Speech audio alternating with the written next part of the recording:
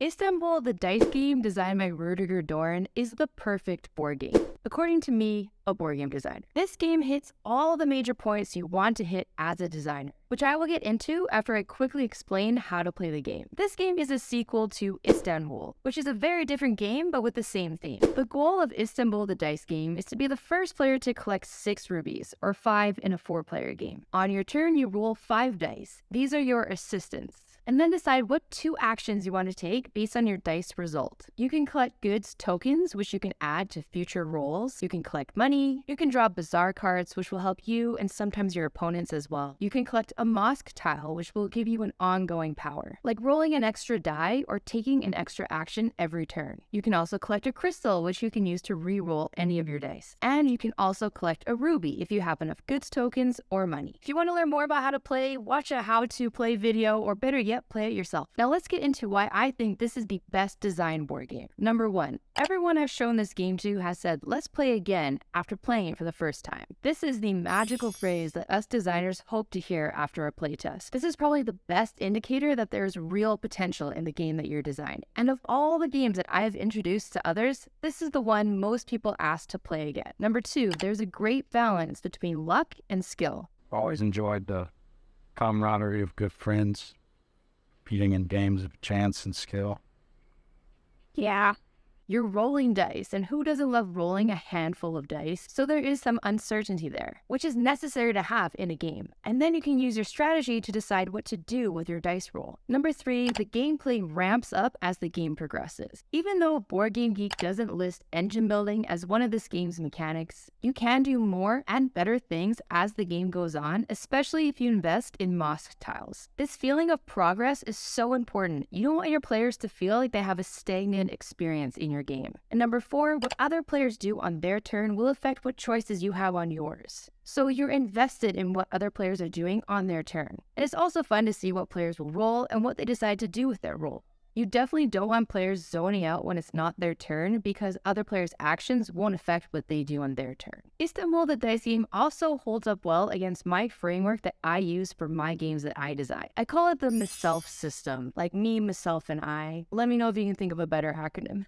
And I aim for my games, especially party games, to hit all of these points. So M, mentally stimulating. Party games that require 0 skill or strategy are just boring. S, social interaction. I love games where you learn about the other players and you're looking up from the game board and you're connecting with the people around the table. And I'm not a fan of multiplayer solitaire games where each player is just doing their own thing and it doesn't affect what anyone else does. E, easy to learn. L is for laughter, which is one of the best indicators that a game is fun, which is ultimately what we're trying to create. And F is fast-paced. Too much downtime is no bueno. Istanbul, the dice game, hits most of these points. The social interaction and laughter are definitely more for party games. But in Istanbul, the dice game, players are enjoying themselves so much that there's bound to be some laughter there. And rather than social interaction, there's a lot of player interaction where, like I said before, what other players do on their turn will affect what choices you have on your turn. And also with the bazaar cards, they can benefit one player, but oftentimes they will benefit everyone at the table. Designer and publisher Jamey Stegmaier also created a list called 12 Tenets of Board Game Design. I'll include a link to this in the description of the video.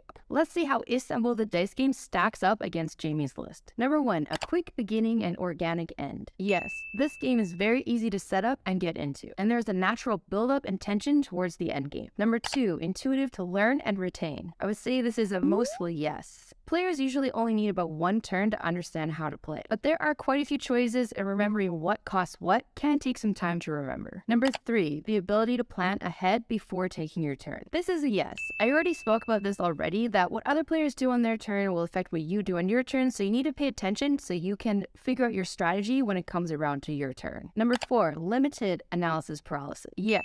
As I mentioned, there are quite a few options that you can take on your turn, but there's a handy reference card that you can look at to remind you of your options. Also, you're limited by what you roll, so you don't have all the options available, just what you rolled. Number 5, tension and positive player interaction, not hostility. This is a yes.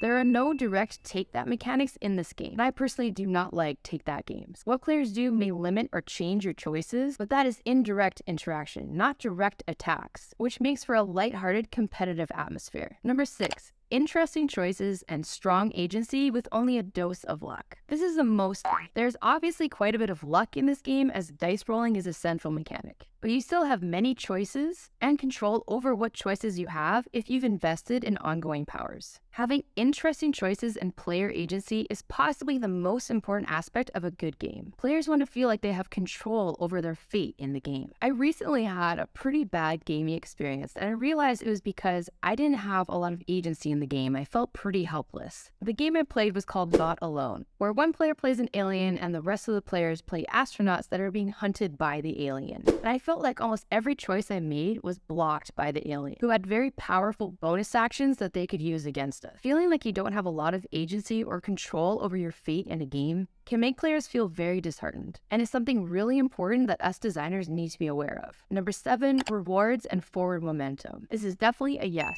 Every turn, you're gaining some sort of reward, and you can build up your engine so that you can do more and better things as the game goes on. Number 8, strong connection between theme and mechanisms. This is actually a no for me.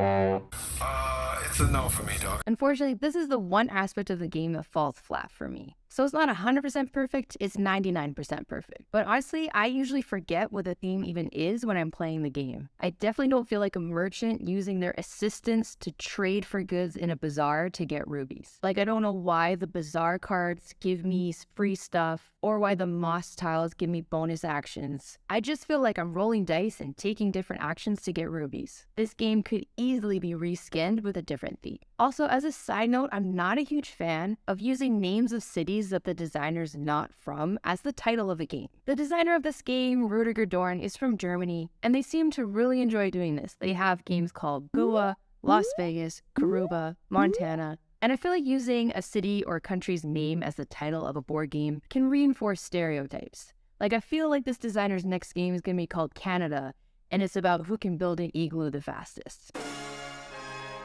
A fictional land could have easily been created for this game, or just calling it Rubies or Riches in Rubies or something like that. I know it is a sequel to the game called Istanbul, so that was already established, but even then they could have come up with something else besides Istanbul. Number 9, the potential for dramatic, memorable moments. This is mostly yes. Rolling dice inherently can create dramatic moments, as you're hoping your opponent doesn't roll what they want and they're hoping they do. But the game is fairly light on the drama overall, I'd say. 10, distinctly tactile experience. This is a yes.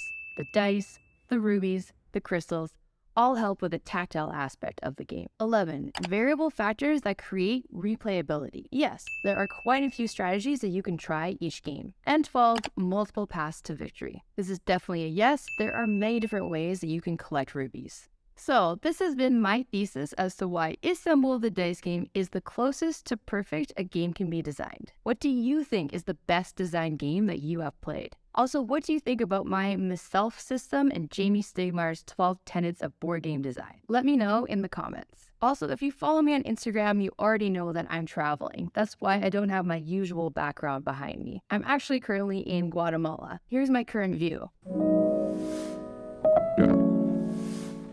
But I want to continue making content for you while I travel, so I'm going to do my best to keep up my weekly uploads. If you want to follow along on my travels, you can follow my personal Instagram account, which is @PamWalls_. And for all board game related content, follow me on social media @PamWallsGameDesign. If you enjoyed this video or if it was helpful for you, I hope you like and subscribe. Thanks for watching, and I'll see you in the next video.